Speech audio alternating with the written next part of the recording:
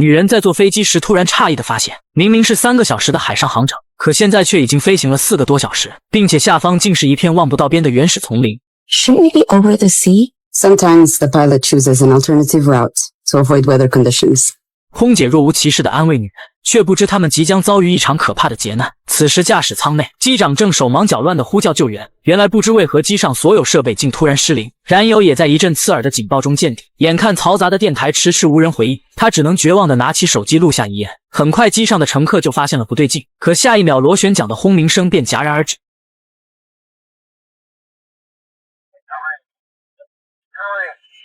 随即彻底熄火的飞机便不受控制地俯冲而下，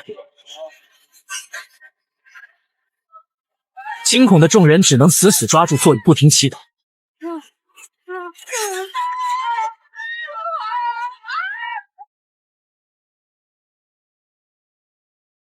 所幸在机长操控下坠落角度良好，顺利完成迫降，乘客们都只是轻微擦伤，并无大碍。可没来得及坐下的空乘却在剧烈颠簸下扭断了脖子。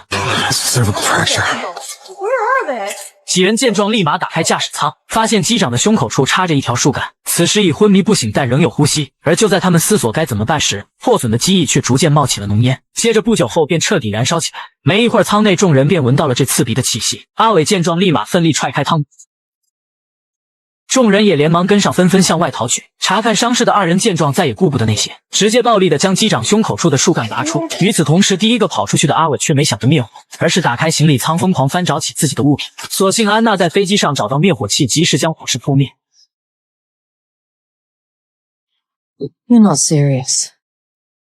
What's in there that's so important to you? You could have got killed. My things. 对方的执拗让其感到疑惑，但现在他却没时间细想。此时空乘已在空难中身亡，机长也身受重伤，危在旦夕。众人都不知此刻身在何处。原始森林腹地内也根本没有信号，四周湿热的空气和蚊虫让他们难受不已。眼见丈夫不停咳嗽，胖姐连忙拿起矿泉水递了过去。可刚喝一口，大胡子便突然想到个事。 Should we be rationing this? How long do you think we're going to be out here for? 胖姐乐观地认为官方肯定已得知此事，并在救援路上。但有人的想法却完全相反。安娜认为救援队短时间恐怕很难找到此处，必须先将尸体抬到外面，以防在闷热的机舱内因高温而腐烂。看到这一幕的金发妹害怕地藏到了男友怀里，可没一会儿她就感觉暗中好像有人窥视，但回头望去却毫无所获，只有那树叶在不自然地微微晃动。而此时安娜已开始翻找整理起剩余物资，怕其偷藏的胖姐见状赶紧以帮忙名义过来监督。另一边机长终于从昏迷中苏醒，但询问后发现他对造成空难的原因也一无所知，并且当时求救时并没人回应，他也不知是否有人收到了求援。看着对方痛苦的状态，老黑连忙让身为医生的眼镜帮忙看看。 Who told you I was a doctor? 原来刚才在空乘身亡的时候，只有他下意识说出对方是死于颈椎骨折，而通常只有医生才会说出如此专业的术语。眼镜见状只好承认自己的确曾是医学生，可毕业后却并未当医生。但专业性最高的他此刻只能在众人期盼下分析起来。他认为机长胸骨虽然被刺穿，但却没伤到要害。呼吸急促的原因应该是肺部受压迫导致的气胸，如果再持续下去，很可能会心血管破裂而亡。 You could operate. No, I can't. 眼镜认为此处根本没有手术条件，如果贸然尝试，很可能会感染而死，不如先维持原状，看能否撑到救援赶到。就这样，众人开始无聊地等待起来。老黑见状表示，大家不妨相互了解下，起码遇到突发状况时知道都是谁。随即他便率先自我介绍起来，称自己是名保险调查员，工作就是每当有人或企业提出索赔时，他会去当地进行调查，以防骗保事件。这次就是刚调查到一桩骗保案，准备回去复命。眼镜开玩笑称，难道是有人想让其死在空难中，阻止他报告？但老黑表示，就算如此也为时已晚，因为他已提前将事情告知给了公司。而金发妹和小杰则是一对新婚夫妇，正结束蜜月旅行，打算回家。同样在旅行的还有大胡子和胖姐这对老夫老妻。在美国经营好几家汽车旅馆的他俩早已财富自由。安娜听后表示自己也是旅行者，但对于工作却不愿多言。眼看气氛有些冷场，眼镜连忙称，正如之前所说，自己学过医，现在是名买卖医疗设备的供应商。这次出行是为了进行器械交易。最后则轮到了行为古怪的阿伟，他表示自己是刚出道不久的格斗选手，3天后就是自己的首秀大战。为了这场战斗，他已训练了好几个月，行李内都是身份信息和辅助装备，所以不容有失。 Well, I hope you make it. I will. We're not going to be here for 3 days. We may be in more trouble than we think. 老黑听后当场泼了盆冷水。常年负责调查工作的他心思极为缜密，就在刚才他发现定位器在迫降时已损坏，而恰巧机长又走了备用航线，导致最终坠落在了这个没有信号的热带雨林。并且还有个疑点，就是为什么他在登机前没检查燃油。 Well, how do you know? Props stopped turning a minute before we came down. Didn't you hear it? When the plane hit the ground, there was a fire, but we didn't blow up. We were lucky in the way that the tanks were empty. 众人听后纷纷点头，但此刻疑点重重的机长意识模糊，无法开口。老黑再次提议让眼镜给对方手术，这样就能从机长口中了解事情真相。眼镜听后立马再次拒绝，众人见状只能按下心中疑惑，继续等待。他们按份额合理将晚餐分配。这时安娜猛地想到能否爬到山顶尝试接收信号，老黑表示望山跑司马，但如果没办法的话也只能一试。大胡子听后表示自己够呛，只因他患有心脏病，更紧迫的是药量只够维持6天。就在此时，机长的咳嗽声再次传来，金发妹见状再也忍不住，大声呵斥他们冷血后走过去帮忙。眼见众人再次看向自己，受不了的眼睛也不再坚持，表示就算自己想帮也没有手术刀。可大胡子听后却直接拿出把匕首，也不知他是怎么带上飞机的，但当务之急是先完成手术。眼镜先用酒给手消毒，接着将皮带塞入机长的嘴中，以防他受不了疼痛咬到舌头，随即抄起烧过的匕首一下扎入其体内。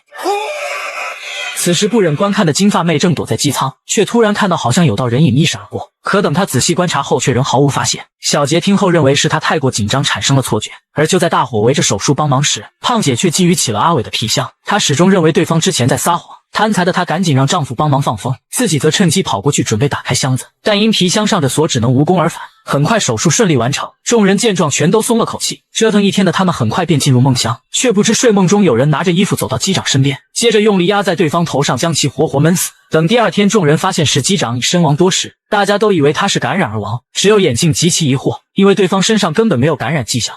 虽然此时已经有2人身亡，但以为全是意外，让他们还没造成恐慌。老黑和眼镜赶紧先将机长的尸体搬到远处，以免湿热的空气将其给晒烂。可搬运时却没看到机长电话不小心掉落在地，眼见四下无人注意，小杰连忙起身走过去捡起藏了起来。金发妹好奇男友为什么要拿这东西，对方听后随便找个借口敷衍了过去，接着拿纸朝森林走去，谎称去上厕所，随即趁无人注意偷偷拿走了匕首。此时老黑2人已将尸体放在了一起，一番折腾加上闷热让他俩气喘吁吁，疯狂灌水的2人怀疑再这么下去物资还能否撑住。而他俩不知道的是，就在其走后不久，小杰就悄悄找了过来，接着用匕首用力割下了机长的手指，然后迅速跑到角落，用断指解锁了手机。原来他是想转走机长的存款，可转账需要指纹和密码双重确认，这让小杰的努力全部白费。沮丧的他只能赶紧扔掉断指返回人群。此时安娜正整理着行李，而一个长方形的物品让他感到奇怪。大胡子见状连忙上前认领。 What is it? Sports equipment. 安娜听后也不再多问，而在确认里面东西完好无损后，胖姐终于放松，这才神情严肃地告诉丈夫机长是被谋杀的。她白天发现尸体脸色铁青，眼不充血，那死状跟之前被掐死的邻居一模一样。胖姐笃定凶手必在这些人之中，可正说着，她就听到身后树林里有动静，但回头望去却毫无发现。害怕有人偷听的她连忙闭嘴不再多言。另一边收拾完的安娜随意找个角落坐下，可闲聊时却无意中发现金发妹的状态有些奇怪。 So you're on honeymoon. Who told you that? You did. Don't you remember? Yeah. 金发妹连忙称这2天发生了太多的事。与此同时，剩余人正用力拆下飞机上的信号器。阿伟检查后发现它仍能运行，只需重新接好天线，再爬到地势高的地方，便有可能再次接收到信号。而恰巧他小时候学习过电气维修。众人研究后打算太阳落山就尝试一番，可胖姐夫妇却表示2人要留守营地，理由是怕为数不多的物资被人偷走。本来大家都对他俩偷懒的说辞嗤之以鼻，但等待途中，金发妹却突然看到惊悚一幕，只见树林深处正有道人影在暗中窥视。而一扭头的功夫，那人影就已消失不见。与此同时，一同消失的还有大胡子的药。胖姐听后连忙慌张的起身寻找起来。另一边，安娜再次清点后发现，物资比早上时又少了许多，很明显是有人不守规矩偷拿了。老黑听后立马将冰箱门用电线缠死，决定等第2天分配物资时再打开。 Won't hold them off very long, but Them? Could be me. You're stuck with a bunch of strangers. So what makes me the one you want to trust? instinct. 他的种种冷静表现让安娜感到对方并不像简单的保险调查员。 You started it. I'm a photographer.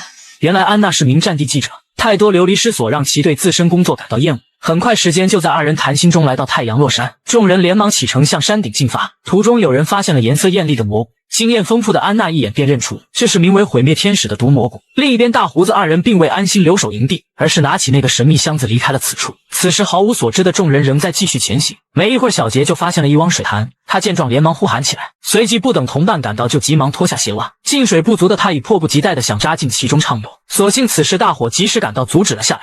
这种水下洞穴实际上一般都深达数公里，任何生物都有可能在其中寄居。说罢，老黑就将小杰的鞋子扔了下去，而还没等他发话，下一秒飘在水面的鞋子便被什么东西拽入水中。很明显，幽暗的水下存在某种可怕的食人鱼。可就在讨论该如何取水时，营地方向就传来一声猛烈的枪响，众人见状连忙跑了回去，而很快便又有一道枪声传了过来。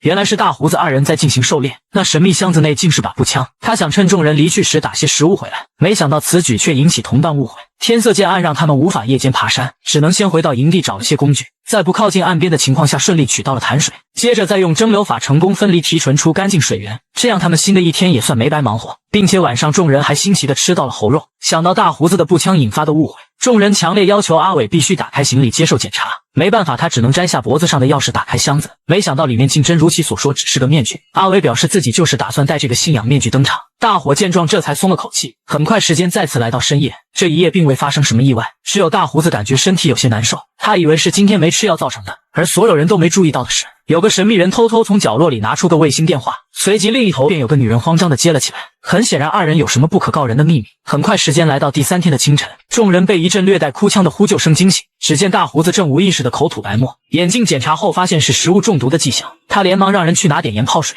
可这时金发妹才发现冰箱已被锁上，而就耽误一会儿的功夫，大胡子便没了呼吸。眼镜见状连忙进行心肺复苏，但折腾半天还是没能将对方抢救过来。 Somebody wired up the storage compartment. It doesn't matter. It wouldn't have helped.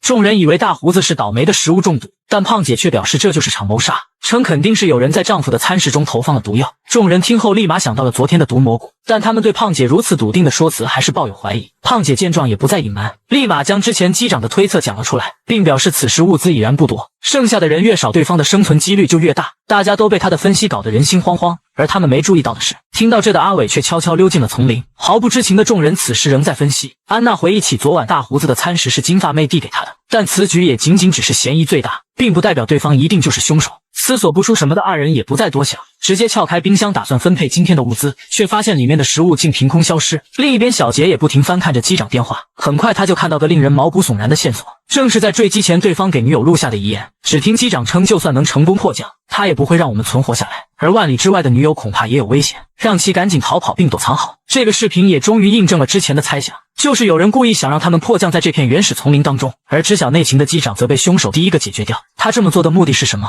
而此人到底是谁？那个接电话的女人是否就是机长的女友？3天连死3人，再加上胖姐的危言耸听，让整个营地的气氛都变得诡异起来。善良的金发妹端着咖啡想上前安慰一下胖姐，可坚信凶手就在众人当中的她已不相信任何人，并警告金发妹对认识不久的男友也得当心。一番交谈下，二人不欢而散。胖姐见状也不在意，只是将一口没喝的咖啡随手倒掉。此时气愤离去的金发妹正四处找男友诉苦，却再次看到不远处那道诡异的身影。她害怕的立马转身逃跑，却正巧与小杰撞了个满怀，而那道身影也再次消失不见。不久后，阿伟终于修好了信号发射器。更顺利的是，今日云层浓厚挡住了阳光，可以现在就出发前往山顶。但老黑表示，现在这种情况大伙必须结伴，不能独自行动。在经过一番讨论后，最终决定由眼镜和安娜陪他一起。可登山途中，阿伟却偷偷拿出个口香糖嚼了起来，而走在最后的安娜却无意中发现那掉在地上的包装袋竟印有飞机标识，这让其意识到冰箱内的物资很可能是被对方所偷。但因只有阿伟会维修，所以他并未声张。可就在快抵达山顶时，安娜却脚下一滑，直接滚落山崖。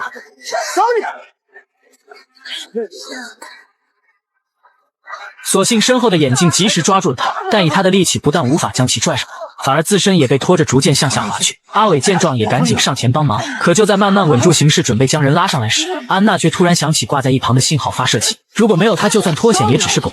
想到这，他连忙不顾生命危险伸手去够，终于在大伙都快坚持不住前有惊无险的重新将其拿了回来。此时留在营地的众人也没闲着，胖姐继承了丈夫遗愿，再次狩猎起来。老黑见状打算上前和他谈心，但对方却直接转身举枪瞄准。现在胖姐不允许任何人单独靠近自己，老黑被他的应激举动吓了一跳，连忙表示自己没有恶意。另一边金发妹也被胖姐搞得心烦意乱，她仔细回想发现小杰自称是作家，但却从来没见其写作过。想到这，她忍不住问了起来，可小杰听后却反问是不是胖姐跟他说了什么。 So I told you you shouldn't say anything. Don't lie to me. What did she say? 从没见过对方如此让金发妹感到害怕，连忙将胖姐的言论告诉了她。 Why did you listen to her, huh? You're hurting me. What? 这时小杰也意识到自己有些失态，连忙解释并不是故意的，只不过是对方富裕的家庭让自己一直倍感压力。但被吓到的金发妹只感觉一阵头疼，连忙让男友帮忙把药拿来。而等待中，她突然看到小杰的外套，想到对方今天的过激行为，金发妹赶紧掏出钱包进行检查，没想到竟真在其中发现了古怪，那是小杰各种不同身份的名片。与此同时，攀登队伍终于抵达山顶。坏消息是手机依旧没有信号，好消息是信号发射器成功搭建起来。只见阿伟随手拿出嘴里的口香糖，充当胶布把连接处紧紧固定住。安娜见状进行了夸赞，但还是没忍住顺道暗讽了一句 Lucky you had that gum. 阿伟听后若有所思。很快三人在天黑前顺利回到了营地。此时金发妹仍躲在角落痛苦的思索着，却突然感觉身后好像有什么动静。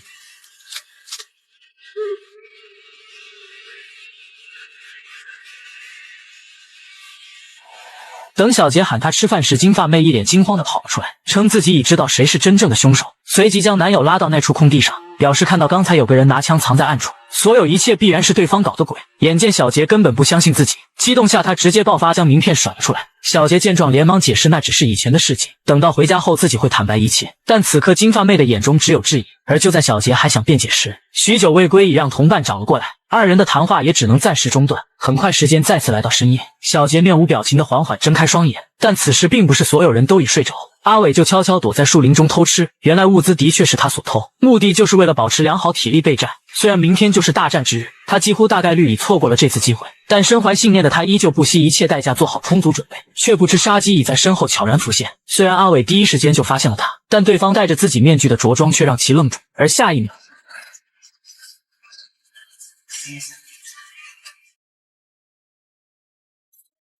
很快毫无防备的阿伟就惨死当场。故事依旧秉承着一天死一人的节奏，毫不知情的众人只是发现阿伟失踪了，敏感的胖姐立马称对方可能已经遇害。这一言论瞬间让众人惊慌起来，眼看恐惧氛围再次开始在营地蔓延，安娜也不再隐瞒，直接揭穿了阿伟，并表示她可能意识到事情败露，所以跑了。但这也仅仅只是安娜的猜测，众人还是两人一组分头寻找起来，但将附近搜遍也没找到对方踪迹。老黑分析，如果阿伟真遭遇不测，那肯定是这架飞机有古怪，所以凶手才想把所有人都灭口。说罢就开始在舱内四处破坏寻找线索，但弄了半天也没发现任何可疑之处。安娜分析老黑是否太过敏感，阿伟可能只是带着物资前往山顶等待救援去了。他决定和眼镜再次登山一探究竟，却不知此时信号发射器早已被人为破坏。仍在攀爬的眼镜在休息聊天时，称安娜最近和老黑走得很近，提醒他最好不要相信任何人。 And you think I should trust you?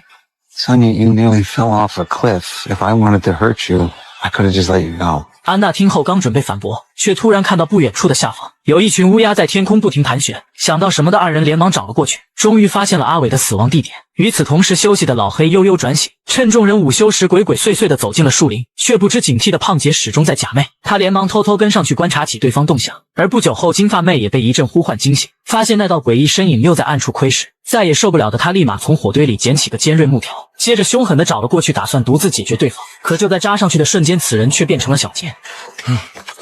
众人这才得知金发妹小时候遇见过校园枪击，那次事件始终在其脑海中挥散不去，一旦遭受重大刺激便会出现幻觉。大伙分析之前几人可能就是因此被其干掉，但此时安娜却发现了藏在此处的物资，她立马意识到凶手必然不是金发妹，只因阿伟偷藏物资远离了营地，所以凶手动手时肆无忌惮，但前几人却伪造成了意外身亡的假象，这绝不是出现幻觉的病发之人所能做到的。 So if not her, then who? It's not just a question of who. It's why. 很快时间再次来到深夜，几天的闷热终于引来了雷电，林中蜥蜴连忙顺着缝隙钻进飞机避雨，而此处也埋藏着众人疑惑许久的答案。只见飞机夹层内竟铺满了密密麻麻的毒品，而今夜又是哪个倒霉蛋要惨遭毒手呢？但这次故事的发展并没有像之前发生任何状况，众人相安无事的迎来了第6天的太阳，但大家彼此之间的猜忌反而更加强烈。昨天治疗时，眼镜无意中发现了小杰背部的纹身，他一眼便认出那是美国某黑帮的图腾，想到这他立马询问起来。 Is that any business of yours? Like we said, Dan, everything's everybody's business. 很明显，对方的身份让眼镜起了疑心。另一边发出信号1天后仍没看到任何救援，老黑质疑离开时是否发射器真的在运行。 You think someone pulled the plug? 目前知道发射器位置的，除了已身亡的阿伟外，就只剩2人。老黑不得不将怀疑对象转向眼镜，可这时二人突然听到远处传来打斗声，原来是眼镜的咄咄逼人引起了小杰不满。胖姐见状，连忙举枪威胁他俩分开。听到声音的众人也纷纷赶到，而还没等大家明白怎么回事，胖姐却先告知了一个坏消息：昨晚有人将她包里的子弹全部偷走，现在她就仅剩枪里已经上膛的几发，很明显是她的存在让凶手感到了威胁。而刚暴露身份的小杰自然成为怀疑目标，他连忙辩解以前的确是帮派成员，但在遇到金发妹后就已退出，再没犯过案，并且他不想让未婚妻知道自己过去，威胁称如果谁敢当金发妹面说出此事，他真的会当次凶手报复回去。本来线索至此再度断掉，但安娜却无意中发现胖姐鬼鬼祟祟的在树林里寻找什么，没办法，她将跟踪老黑到此的事讲了出来，并表示对方肯定在附近藏了什么东西。安娜听后若有所思，很快时间再次来到深夜，暴雨让众人不得不全部进入飞机躲避，浑身湿透的眼镜再也忍不住爆发起来，一想到人群中有个想杀死自己的人，他就不寒而栗。可此时安娜却突然感觉不对劲，飞机坠毁时已造成许多裂缝，但雨水从棚顶滴落的速度却异常缓慢，她推测肯定是上方有夹层挡住了水流。众人听后立马尝试破开天花板，可谁都没注意到的是，此刻金发妹再次出现了幻觉，但大家此时却都被这惊人一幕所吸引。随着天花板被破坏，大量毒品呈现在他们眼前。 $1,800 a kilo in Mexico, as much as $200 a gram in New York. 老黑看后分析，这些毒品最少价值3000万。 Price of coke on the street in New York. Was that on your insurance investigations? 不光是对老黑身份的怀疑，他感觉众人的分析也不太对，这绝不可能是凶手的作案动机，因为他们对此毫不知情。对方这么做只会让大家更迫切地想找到答案。而就在分析之际，终于有人发现金发妹不见了，小杰连忙焦急起身想出去寻找。老黑见状立马将其拦下，称单独行动太过危险，金发妹自己可能更加安全。但慌乱的小杰却早已失去理性，怒骂2句后直接转身离去。 The rest of us stay here. No, he's right. You can't leave her. 他没想到与对方不和的眼镜如此积极，没办法，大家只能全部行动起来。他们分头在雨中大喊着寻找。此时金发妹正被之前的黑影所吸引，可闪电一照却发现此人实际上正是凶手。所幸就在他准备动手时，胖姐及时举着枪找到了这里，她连忙让金发妹回去叫人，自己则盯在此处防止对方逃跑。在其威胁下，凶手只能把刀丢掉，可下一秒闪电一晃，对方却消失不见。胖姐见状连忙紧张地四下寻找，但最终还是被对方从背后偷袭得手。没一会儿，他便呼吸困难起来。胖姐奋力地想摘下面具看个仔细，但临死也没能如愿，还是当了个糊涂。而就在凶手想将枪拿走时，叫喊声的迅速接近让他只能放弃。折腾一夜后，终于雨过天晴，死亡人数过半，将凶手范围再次缩小。此刻小杰和眼镜已没心思找凶手，都想将那支枪拿在手中，保证自身安全。老黑见状连忙上前阻止，称现在内讧只会让凶手更加高兴。可安娜却突然让老黑别装了，随即便从兜里掏出一把子弹。原来他自己之后又偷偷回到胖姐所说的跟踪位置，不但找到子弹，还发现了另一把枪，并且还在一旁找到个卫星电话，但打开它需要一个5位数的解锁密码。老黑见状连忙表示手枪的确是自己的，但卫星电话却从来没见过，随即解释自己是联邦航空管理局 FAA 的成员，这次就是负责秘密调查飞机运毒案件。 Come on, think it through, Sonia. If I wanted to hurt you, I could have shot every one of you one after another, and there would have been nothing you could have done. I took the bullets and I hid them in a pit along with my wallet, gun, and ID. After Carlos was killed, it was clear that one of you was a psychopathic maniac. So I didn't think it was a good idea having a rifle and live ammunition lying around. But I didn't drop any of them. Did you also get my wallet? My ID's inside. 众人听后连忙打开钱包进行检查，却发现里面根本没有任何能证明身份的证件。老黑见状立马反应过来，肯定是凶手也发现了此处，所以将证件拿走并放置了卫星电话，目的就是为了栽赃嫁祸。可接连的谎言已让众人不再相信，暴躁的小杰直接几枪托将其打倒。眼镜见状连忙阻止起来。 Well, if you've killed him, boy genius, how do we get the code? 而眼下更迫在眉睫的是，胖姐的死让众人的食物再次枯竭，他们必须想办法重新狩猎获取物资。金发妹表示自己可以试试，她年轻时经常跟家人进行野外射击。 You never told me that. You never asked. 与此同时，被绑起来的老黑还尝试着想说服最有理智的安娜，称有前科的小杰现在手里有枪，而眼镜昨晚是第一个跑出飞机的，从时间上看他的作案时间最充裕。可这次安娜却不为所动。 I have a gun now, too. You're asking me to trust you. Why did you never trust me? I couldn't. 没办法，老黑只能搬出别的证据。原来安娜男友就是吸毒过量而死，而他又有过购买和交易的记录，所以此次安娜也在自己调查之中。 You pretended to care about me. Was that just more of your lies? Sorry. I really am. 再次知道被骗，让安娜更不敢相信他。 We need to know the code that opens the satellite phone. I told you. I don't know it. Then I can't help you. 眼见对方死活不说，小杰直接表示得用暴力手段逼其开口，但仍有疑虑的安娜称还没去检查信号发射器。最终大家决定双管齐下，抽到短签之人留下刑讯逼供，其余人则登山查看信号发射器。最终眼镜倒霉的抽中了短签。 Okay. Is somebody gonna leave me a gun? You're on your own, Kevin. You're safe. 没办法，他只能用拳头进行尝试。老黑果然紧咬牙关，毫不松口。而众人不知道的是，此时得知飞机失踪的 FAA 成员已经行动，二人找到了这家小型航空公司的主管。没想到此人正是之前接通卫星电话的飞行员女友。他们调查到飞行员以前就有过因吸毒而被停飞的情况，为什么还要再次对他启用？ And yes, we gave him a second chance because he was totally reliable. 面对质问，丽莎的回答合情合理，被敷衍的二人最终只能无功而返。另一边，同样毫无所获的眼镜只能使出杀招，用剪刀一下将老黑的脚趾甲拔掉。可他的行为注定没有结果。而此时，其余三人已再次来到山顶，这才看到发射器早已不再工作，所幸凶手只是将接头拔掉。安娜见状，重新将其插好。这次 FA 很快就收到了信号，但因信号模糊，只能精确到坐标半径50公里内。这对被树木覆盖的热带丛林来说，依旧是片庞大的区域。墨西哥军方已在丛林外围搭建了哨所，进行全面接管。而因为此次老黑是秘密行动，他们已不好再过多插手此事。长官表示安心等待救援即可。可马姐听后却焦急不已，只因她和老黑是夫妻，她决定擅自行动前去营救丈夫。但此刻恐怕已为时已晚，有人拿着尖刀悄悄朝老黑靠近。原来此人正是安娜。老黑还以为对方就是那个凶手，但其实白天他就已经相信了老黑的话，此刻就是为了再次验证一番。 If I was the killer, I could have shot every one of you before you had any idea what was going on. The first night. No need for knives, or suffocation, or poison mushrooms. Whoever's doing this didn't come prepared. They weren't armed.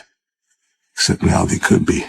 思虑过后，安娜决定放了老黑，但同时也警告他赶紧去山顶等待救援。如果再次出现在营地附近，就默认他是凶手，并直接开枪射击。但很快，第二天大家就发现了老黑逃跑，而被割断的绳子更证明是有人放了他。这瞬间让营地气氛再次紧张起来。小杰见状，再也不肯相信任何人，直接拿枪带着金发妹离开了此地。而仅剩的眼镜也不肯再和安娜待在一起，因为他昨晚看到是安娜放跑了老黑。You covered.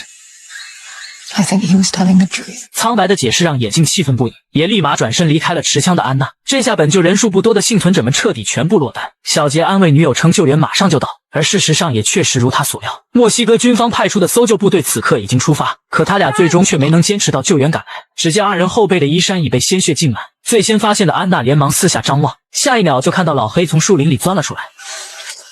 You. Why are you here? I told you what I'd do if I saw you again. Get away from me. I didn't do this. Then who did? 而没一会儿，眼镜也赶到了此处。他见状，立马第一时间捡起地上的枪。眼镜认为是他俩杀了小杰二人，要不然为何昨晚要放老黑离去？ I was working with Zach. Why would I hand him over to you? I found his hiding place. I took his gun. This direction, you guys are pros. 眼看这样下去就要擦枪走火，老黑连忙劝说让他俩先放下枪，没想到此举却直接让枪口对准了自己。No! 而就在这剑拔弩张的时刻，头顶却突然传来阵螺旋桨的轰鸣声。他们瞬间意识到救援部队抵达了附近。可让几人感到绝望的是，因今日天空中有一片浓厚的云层遮挡，视线不清的飞行员并未看到他们，直接调转方向朝另一边逐渐飞远。刚准备兴奋，几人就再次失望下来。老黑连忙劝说，现在不是自相残杀的时候，而是应该立马前往山顶做好准备。待直升机再次飞回来时，升起火堆，救援部队必会看到飘起的浓烟。可就在眼镜听后打算同意时，却看到安娜依旧没有放下枪。他要求偏激的眼镜必须把枪丢掉再谈合作。没办法，他只能先将弹夹清空，接着一把将枪扔进水潭。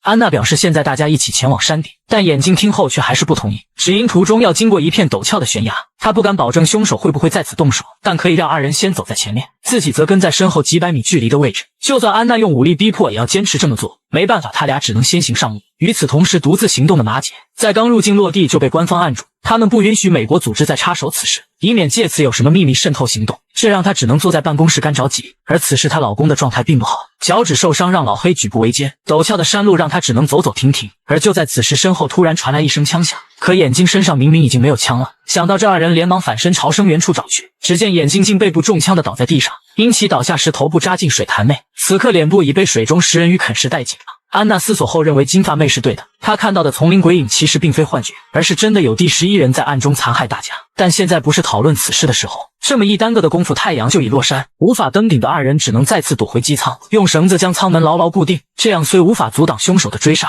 但起码对方想进来就必然会弄出声音。可准备休息的老黑却没注意到，假寐的安娜根本就是在装睡。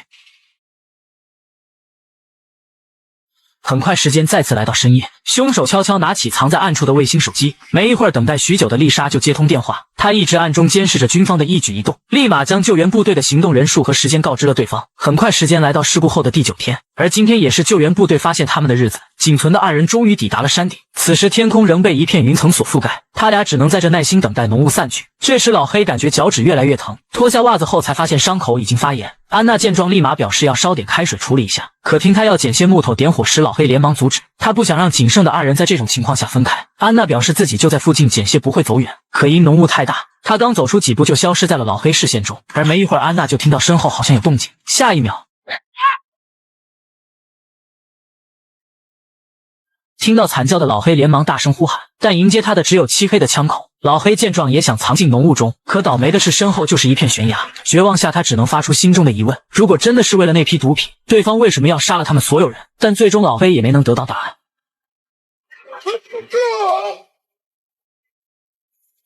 在确定对方真的坠崖后，凶手再次找到意识模糊的安娜，这次他终于摘下面具。